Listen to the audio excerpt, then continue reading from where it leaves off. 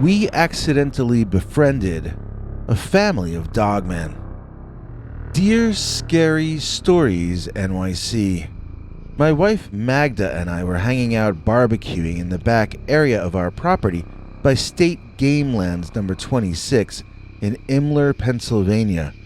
It's a pretty wild area considered a wildlife preserve, so we do see strange animals from time to time.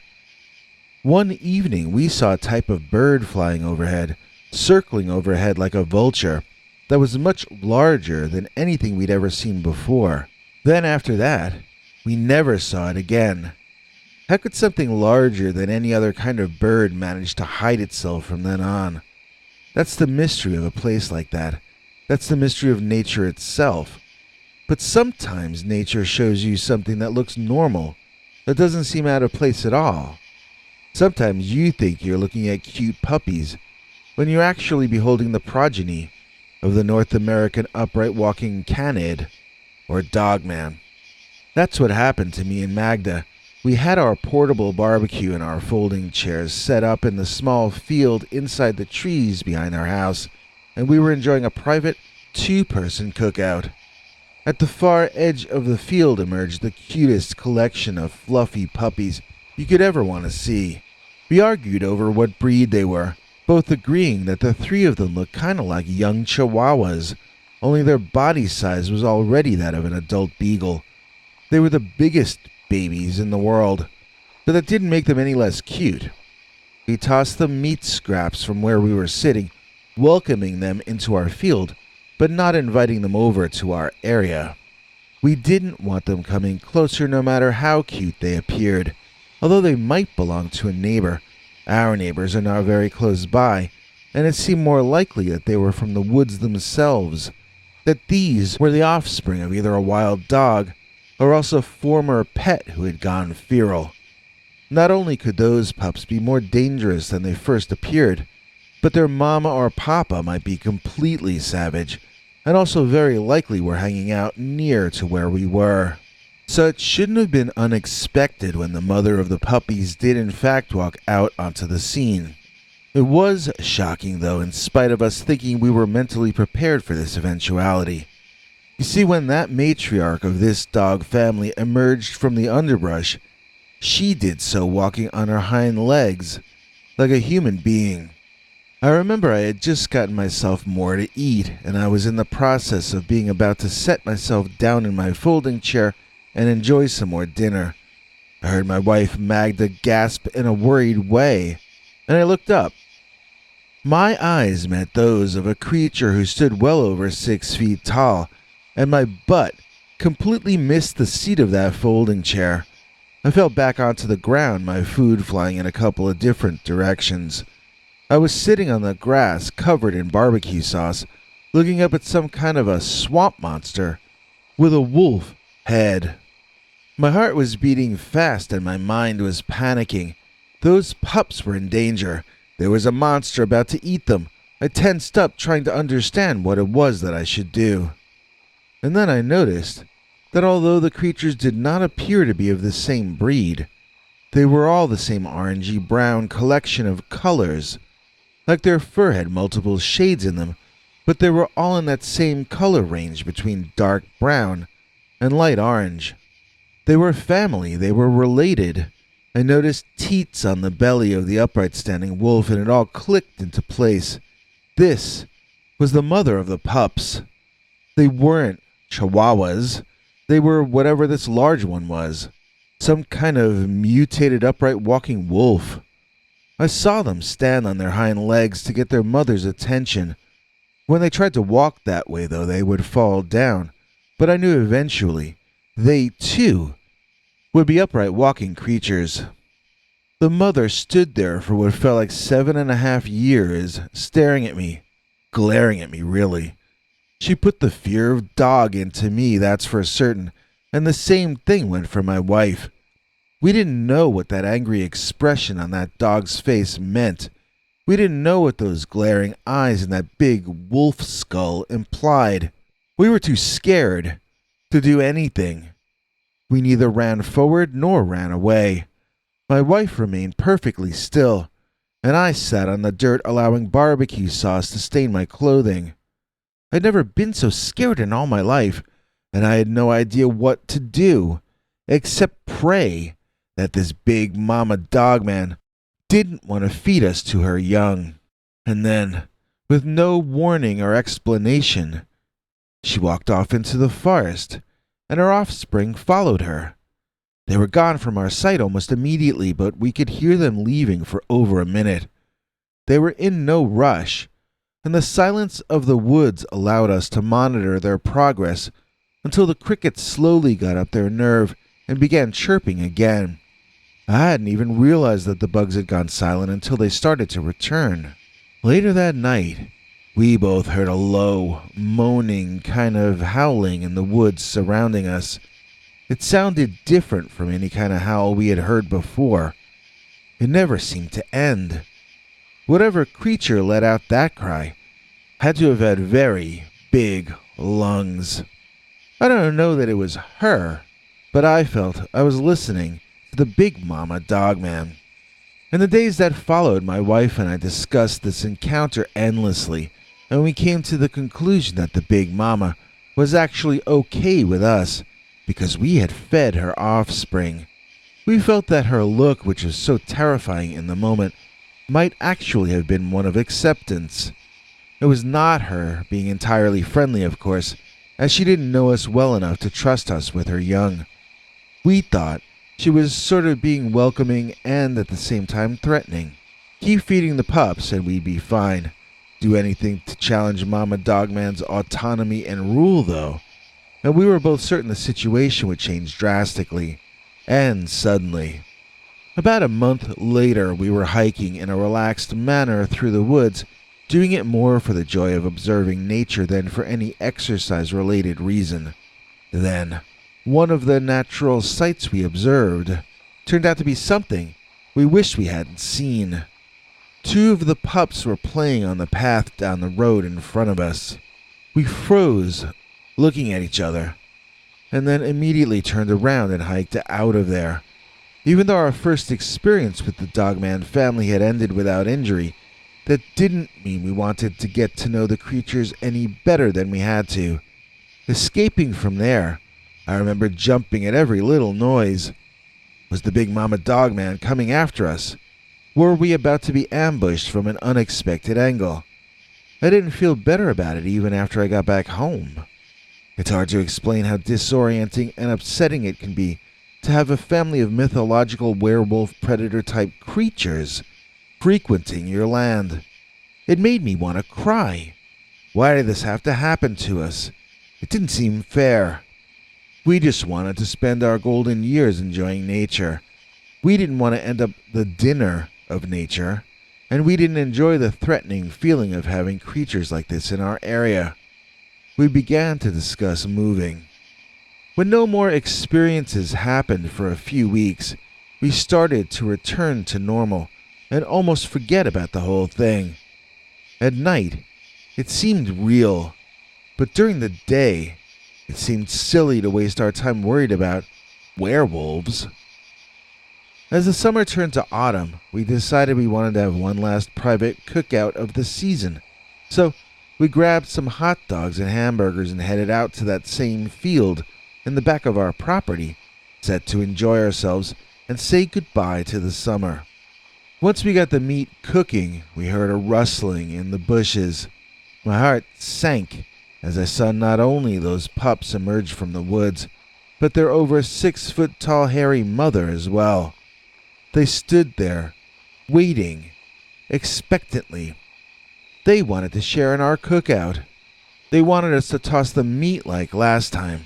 Not only was the Mama Dogman comfortable around us, she was expecting us to feed her offspring. In our initial meeting, we had been cooking steaks. If I tossed them chopped meat or wieners, was that going to satisfy them the way steak had done last time? And if they weren't satisfied, what would their reaction be? Would they just go away? Or would they be angry about it? I told my wife to act normal and just go back to the house. She didn't want to leave without me, but I told her to just go and pretend she was getting something from the house. And then when she got there, lock the doors and windows and look out the back, getting ready for me when I came running back later myself. She objected a while longer, but eventually she did as I asked. And so I was left alone, barbecuing, as a family of dogmen stared at me. I tried to act as though this were normal. Sure, this is something that happens every day. My hands shook violently, and I found myself having mental lapses, forgetting where my tongues were 30 seconds after I put them down, that sort of thing. Tears were running down my face, but I was not crying.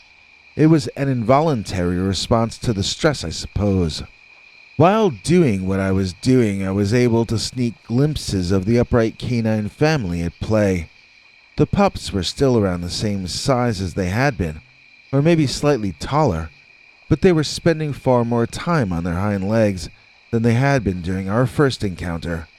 The mother ignored them and stared directly at me, which of course I found extremely unnerving. She was taller than most human males, and more ripped than most human athletes. Her golden brown fur was literally beautiful. It was long like a golden retriever's fur and moved about in the breeze. She looked remarkably well groomed for a creature that lived in the woods. At least I knew that if I was going to get eaten by a predator, she would be a well-groomed one. Just another little consolation prize from life. The mother had a head like a wolf, or really more like a werewolf from a movie like The Howling.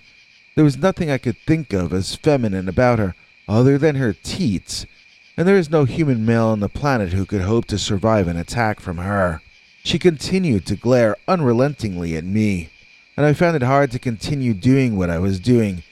Even harder to think straight. I wish she would just look at something else, anything else other than me.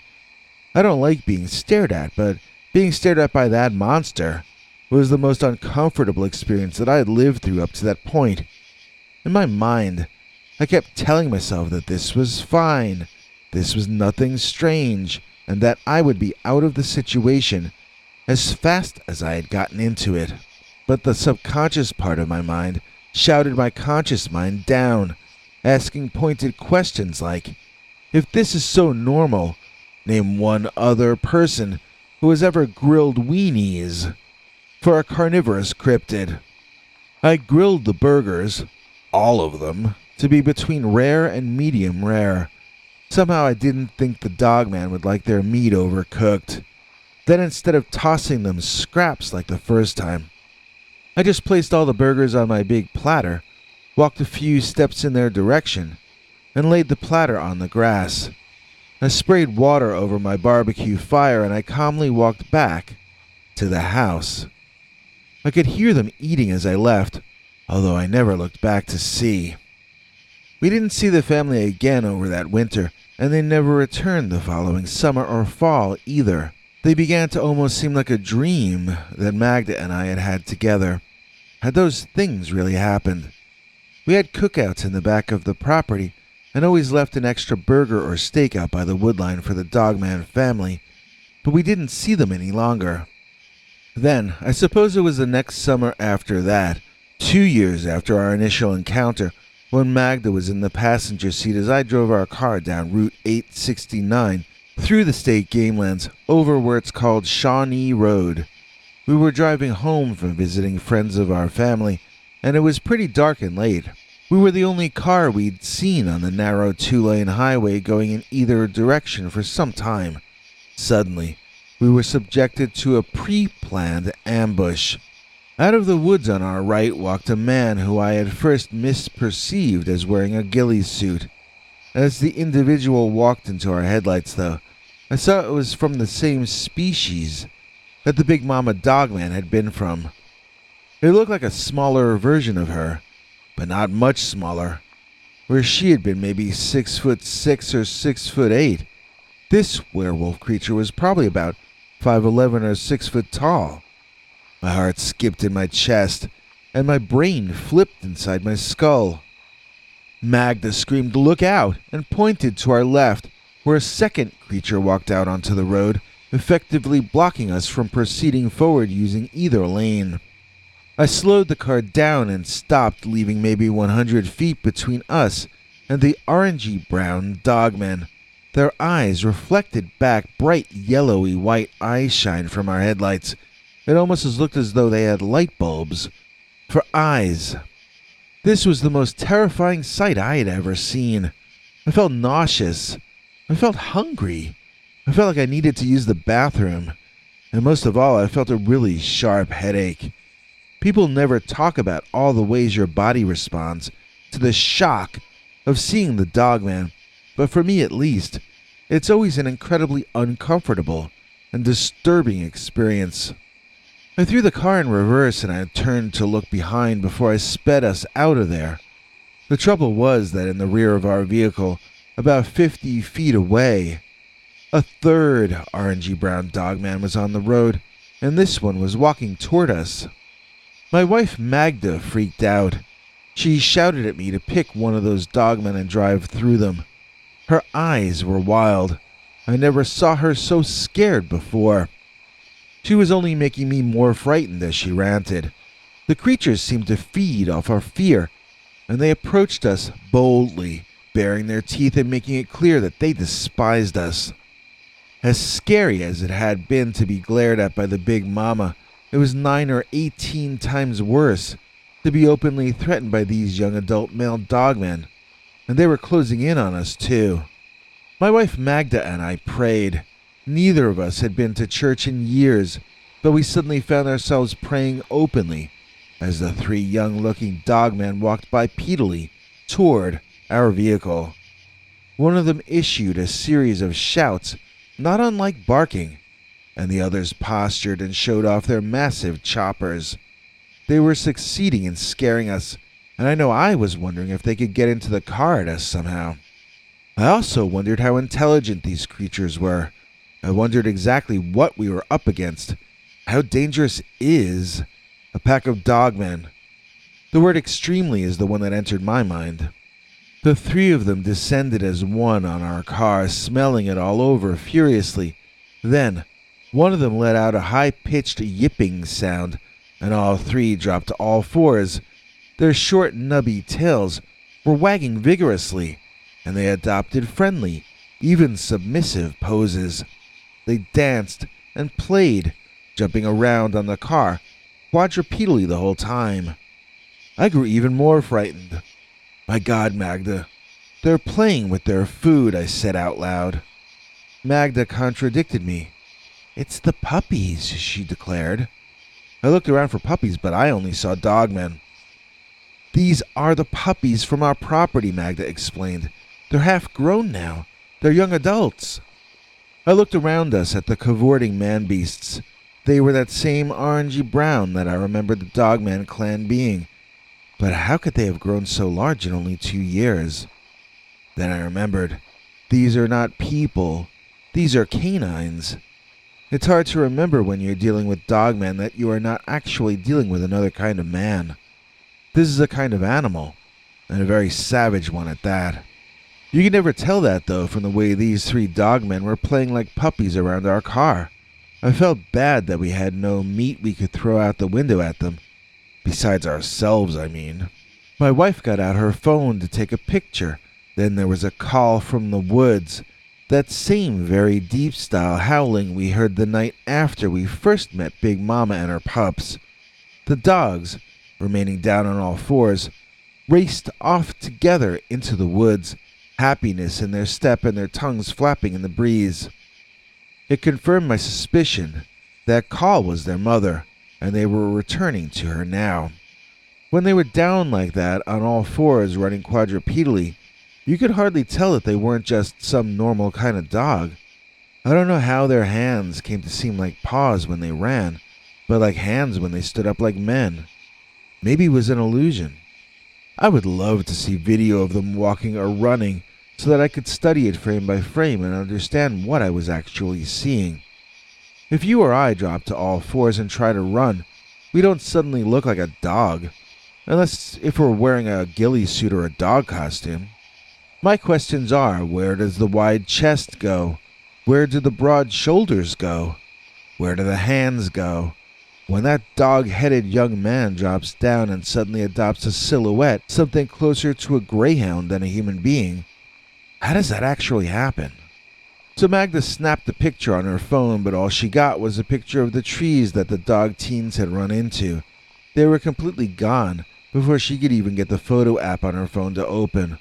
Neither of us suggested going into the woods afterward to try a second time to get another picture. In fact, I just started driving away without even asking Magda what she thought. I was legit scared for my life. I still felt a really sharp headache and nausea, and I felt like I needed to use the men's room. My heart was going super hard, and I felt a wave of paranoia coming on that I was going to have to try to remain conscious of. We had just had our lives threatened by big, hairy men with wolf heads and orangey brown fur. Then, we found out that we had almost been done in by creatures we had befriended in their early youth. And somehow, to me, they made it even scarier. Having now seen what a dogman looked like when it was extremely angry at you, I now had to recategorize the looks that Big Mama had given me a few years back. I now saw that she was basically being nice to us. We had shared food with her offspring, and she was willing to grudgingly accept us. The thing is, like most mothers, she wanted it clear that she would keep her eye on us to make certain that we were actually trustworthy. I had been terrified of her in those days, but her behavior seemed so benign in retrospect. After seeing those same pups grown into near-adult dogmen, baring their teeth at us, making it clear how easy it would have been for them to tear us apart, and how much they would enjoy doing it, I felt like I had no idea how nice Big Mama had actually been toward us. That's the happy part of this whole saga. Something else happened involving a tragedy that caused us to have to move suddenly. I'm sending you that story in another email as you suggested. That story can be for your channel members and PayPal subscribers because it's too violent for your main channel. But suffice to say, we were forced to leave that area in fear of the dogmen. I remember when we first fled our home, we didn't even know where we were going. We passed a tall motel that we saw from the highway and got off the next exit to rent a room there. I chose it because it was built fairly tall. I wanted a room at least 3 or 4 flights up because I wanted to be someplace that the Big Mama Dogman couldn't possibly track us to.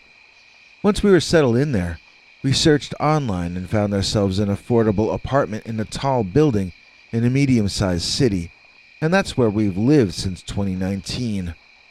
Neither of us had ever preferred the city to the country, but we don't really even go downstairs much anymore anyway. We have to go down to the main level of the building to get our mail and to throw out our recyclables, but other than that we live way up in the clouds, where there are no dogman families. We get our groceries and meals delivered, and we have 2 exercise machines up here, so we're basically permanently cocooned. Some of this is due to the world situation, of course, but for me personally, it's also largely due to my base level fear of being any place natural or wild anymore. I don't even like to go to the park. I really like living behind locked doors. Well, maybe like is too strong a word, but I'm too afraid of the alternative. Life was never the same again after we accidentally befriended a family of dogmen. Tiffany Bryant, she's never compliant. Our EP Tiffany, she's an epiphany. Please join us in thanking today's executive producer, Tiffany Bryant. She gets to see our secret uncensored stories, such as the part of this story that was too violent to include here. And so can you, by going to peterbernard.com and joining our PayPal subscribers club. Alternately, you can click that join button under this video and become a channel member. Here's our spokesdog, Henry Lee Dogman, to explain any deets I may have left out. Hank? Thanks for watching till the end.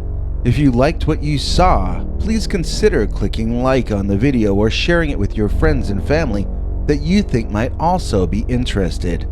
If you would like to see more of our work, please consider subscribing and hitting that bell icon next to the subscribe button so that YouTube will alert you when we put out a new video. To become a channel member and gain access to our special perks, you can click that join link under each of our videos. Another option is to join our PayPal subscribers club at peterbernard.com. You can join for as little as 99 cents on YouTube or $1.50 at peterbernard.com, and that gains you access to our weekly secret uncensored episodes.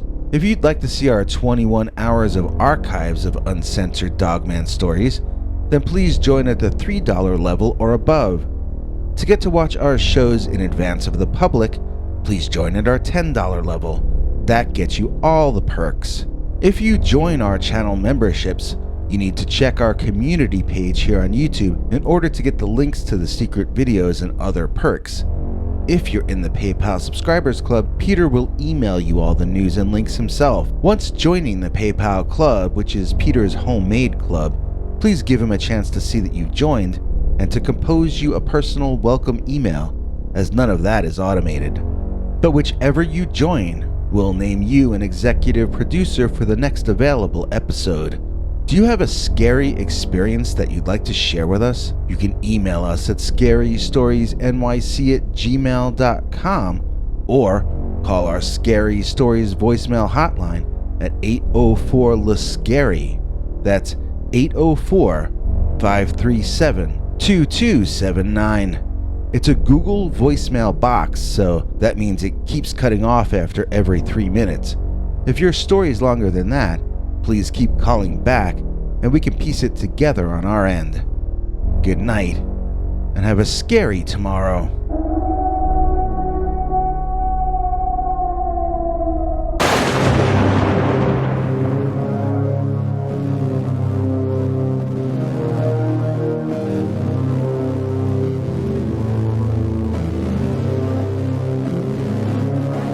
Come back for more scary stories.